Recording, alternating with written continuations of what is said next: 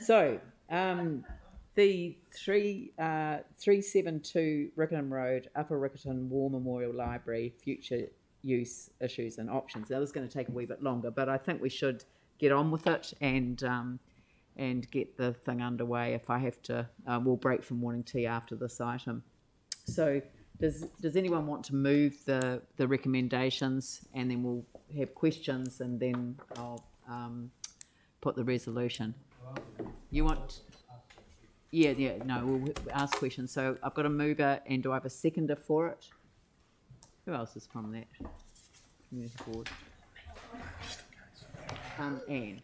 Okay, so questions, Jimmy? Yeah. Is based on the community board head and the report. I just want to know. Also, we reviewed this report. I just want to know whether staff still, to agree and support community board recommendation, to investigate options for the development of the sites as a memorial reserve. For instance, like the Porky, the park, etc. Or only the try to engage with the one up, those the kind of the operation the memorial trust, just to keep some of their artifact as a memory. I just want to identify this one. Which one's officer? Your view. Yeah, we haven't started that work yet, but we will be looking into some options and bringing that back to the community board. Okay, all possible options. Yes. Okay, thank you. So I think that the original staff recommendation, there's only one real change that the board is asking, which is the decision to dispose at this point. Yeah. So it would make sense, and I think would satisfy the community board, if you did everything else, which is do the investigation, and then you can consider that matter of disposal once the investigations are completed. So it becomes a second stage process, but it would make some sense to do that, and we'll probably get you to morning tea earlier. Well said, Bruce. Good call. I've got Aaron and Yanni. Yeah, just want to ask a pretty obvious question, because some people will think it that drive past and see the building. Because it's dangerous and got to be demolished, is that peer reviewed, or was it like when we make that decision, how many people look at the building? Because anyone going past from the outside would go, that building's seen 20,000 earthquakes and it hasn't got a crack. Do you know whether the reports on the building were peer reviewed? And we all know the greenest building's one that's still standing. Yep. So get Barry, who's more knowledgeable on this than I am. Yeah, they would have been peer reviewed by our consents team. It has been? Sorry? It has been peer reviewed? It was at the time, yep. That was the reason why the earthquake prone notice was put on the building. Right, so they're all done yes. by two different companies. Every building that we write off is done by two companies. I can't answer that question. I know that the report that I've seen was peer reviewed by the consents team in 2017. Right, okay. Because there has been a lot of changes over the years. They keep buildings that were scheduled to be written off, like the Old Hurst was one of them. Yeah. And then when it got re-looked at, it was quite different. Yeah. So this one's under a different, this is under the earthquake prone section of the Building Act, as I understand it. That's right. So it's a different set of rules. Requirements. Yep. Well, it's requirements, you Yeah. know, in terms of protecting people. One of the things that I find deeply frustrating is that the Building Act does not allow us to take in the fact that it will fall down in the next earthquake into account when making a decision. Or not. It's seen 20,000. If it were to be deeming it to be a dangerous building, which would mean that we could demolish it. So this is under the earthquake-prone building section, which is a different set of sections, and there are obligations in terms of what we need to do between in a 5-year time frame. So we have to assess, and this one's been assessed, and now we have to make a decision about its demolition. Is that right? That's right. Yeah. Are we down to 3 years? Isn't it 2025? So just to provide a bit more background, we have around 40 designated earthquake-prone buildings. Yeah. A smaller proportion of those we need to deal with in 7 years, and the rest is 15 years. We're progressively working through a program of that. There are some fairly significant buildings in there, particularly the old provincial chambers, and they ones that we need to work on. We've worked on some of the others that aren't counted in the 40. The town hall originally was in that circumstance, and we're working on our city. But there is an awful lot of work going on in that space, and will continue over the next 15 years. Yeah, it's quite a big issue, but yeah. So who did I else? Someone else. Yanni, did I? Cool, thanks. Have we looked at what the cost of building a new building would be compared to the cost of repairing it? No. So the building is not ours. No. It belongs to the trust. So they've got no money to deal with the building. They've folded or... Yeah. And so therefore... Yeah, I appreciate what you're saying. Yeah. But, you know, we've given grants. We just saw the Bridge Club, for example, which we funded through the endowment fund. Yanni, they have got nothing to do with the Riccarton War Memorial Library. They've got nothing to do with it. So please don't use other examples that are irrelevant to our consideration. What is your specific question about this building? Well, the concern is that we demolish it. So I appreciate that the trust no longer operates. It's a war memorial building, and I just wondered whether we've really got sufficient information about the cost of demolishing it versus what we might do in its place. So that's really the predominant concern, especially with the cost of building. So the recommendations that you've got in front of that allows for you to get that information and make that decision. So Cool. what I forgot to point out to you was that the financial information attachment F, which is in PX, does not need to be in public excluded. So we've taken some advice on this, and it will be released from PX and published as an attachment to the minutes from the meeting. So you can ask questions on that, bring the finances of the trust into the discussion as well. Can I just clarify the resolution then, because B says that acknowledge and accept the demolition of the library and annex buildings at a cost of 85,000. So are we not doing that? Sorry, where are you reading from? 2B3.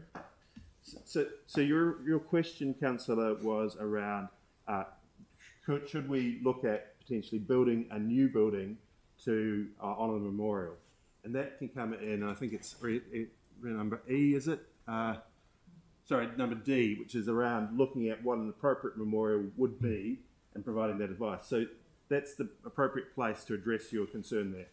No, sorry, I'm concerned also about the impact of demolishing without knowing what we're going to do in its place. So, I mean, I appreciate that surrendered it. The other thing I was going to ask is in terms of if it does go through in terms of demolition, like I was really impressed when I went to Ravenscar and to see how they've incorporated old material into the new build. Just in some of our demolitions, I just wondered if we could be really explicit that if it does get demolished, that we retain and recycle and reuse as much of the material as possible. Is that something that we can... Yanni, this is not our building.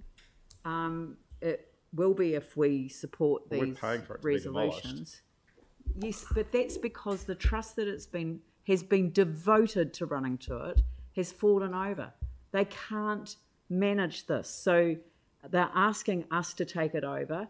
And if we decline this resolution, then I assume that it just simply sits there, standing as it is.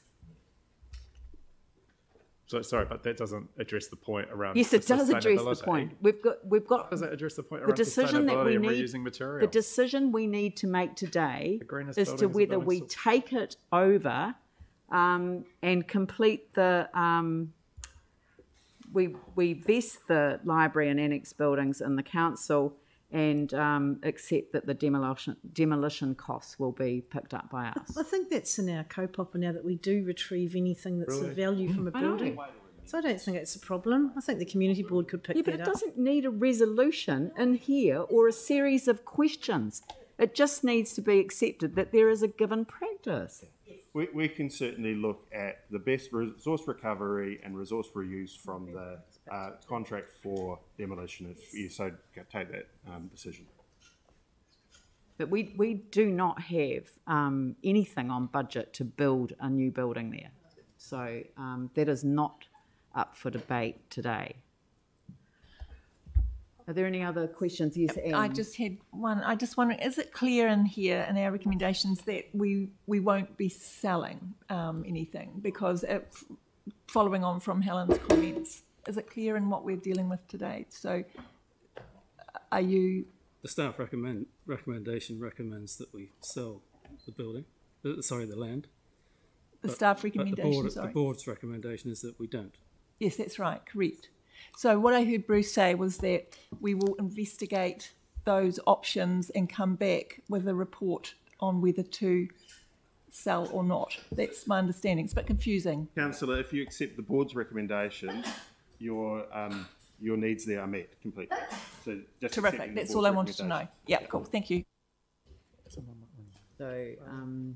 So D authorises staff to work with the well, that's no longer an incorporated group, but to work with the people that have been involved in it to assist it in honouring the sacrifice of service people and commitment of the library volunteers in a meaningful way. So that gives us broad scope.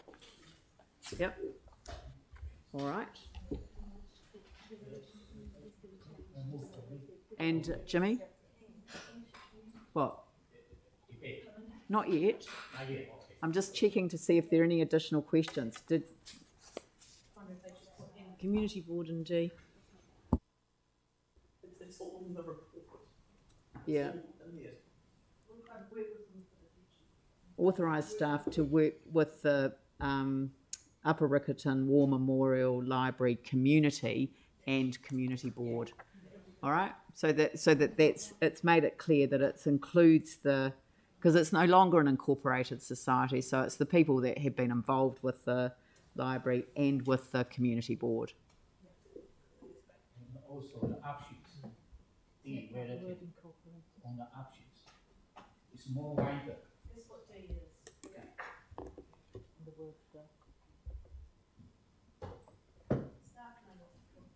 Yeah. Mel. I was wondering if the mover and seconder would consider removing in D and or disposal and just keeping repatriation. Well, it's really up to the members of the Upper Riccarton War Memorial. It's up to them to decide what happens to their artefacts.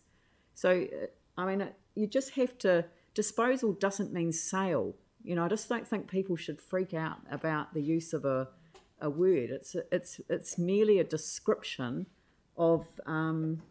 It's either going to be repatriated within the Upper Riccarton area, and or disposal. You know, and so it just depends on working it through. But if we put the community board in that picture, then I think that's fine.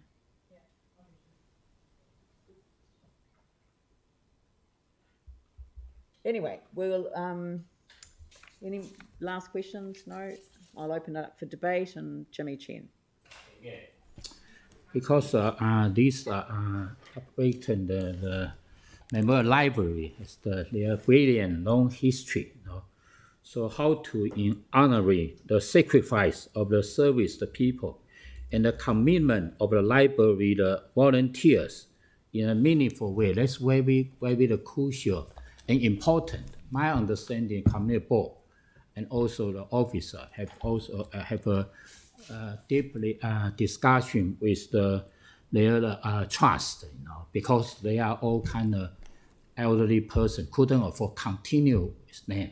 So probably the proper way is create more possible option to after the, because those demolition is still, you know, based on their trust, they all agree this one. However, how to keep this area as a memorial area, You know, we can for the generation. You know, we can remember them, remember their contribution, and also to acknowledge all those the Memorial Library, the volunteers. They are the long-term contributor to this community. This is most important. So we welcome, you know, staff can feedback to the community board. You know, so wide range how to can fulfill this kind of spirit. I think that's most important.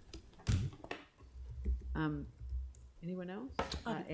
I think there's a real opportunity here to provide a space for people to sit and reflect and have a bit of a break. It's in a really congested part of Riccarton, and I think it would be much more honouring of those who have fallen to provide a space like that than what it is at the moment, which is basically a derelict building. So it's great that we will be having future conversations with both the trust and the board, and to develop this area into something that really provides some space for residents to sit and reflect.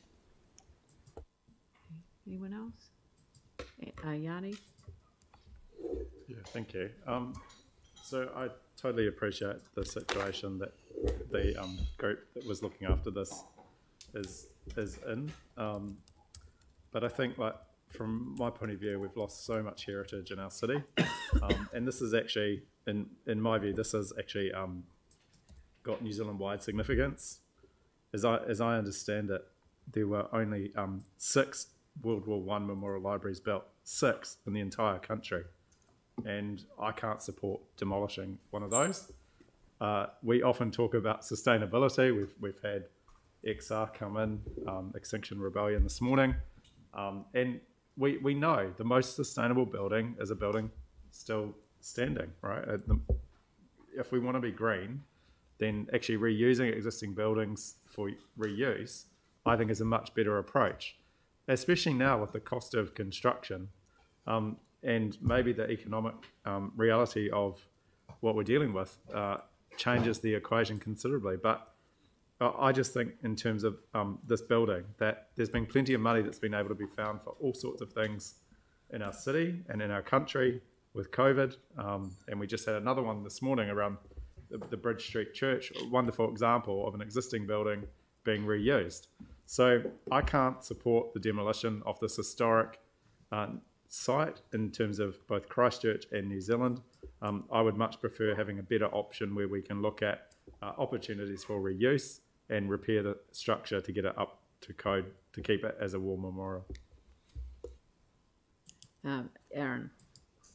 Just want to agree with Yanni on that. Even though the volunteers that have been part of that library for many years are coming to the end of their part of the New Zealand story, doesn't mean that that building has to. And the points that Yanni raised about how few were built, if it was to be saved, and I'm not saying it could be, but I would like to see whether that was possible and that structure stays. It might not have the same use going forward, but it tells a New Zealand story. And I think Christchurch has lost too many pieces of the New Zealand story. And so I will be voting the same as Councillor Johansson on this. Yeah, shall I put item B3, is it? Separately. Is that... So item B3 is separate, because you accept that it comes into council ownership, but not the demolition. Yep, okay. Any other debate? Okay, I'll put the motion. I'll put the motion for number 3, which speaks to the demolition. I'll put that separately. So all those in favour say aye. Aye. Those opposed say no. So hands up for no. Mike Davidson, Yanni Johansson, Jake McClellan and Aaron Kewen. And then I'll put the whole motion. I'll put the balance of the motion. So no, I'm not putting that, but I've already put that bit. I'll put the balance of the motion. All those in favour say aye. Those opposed say no.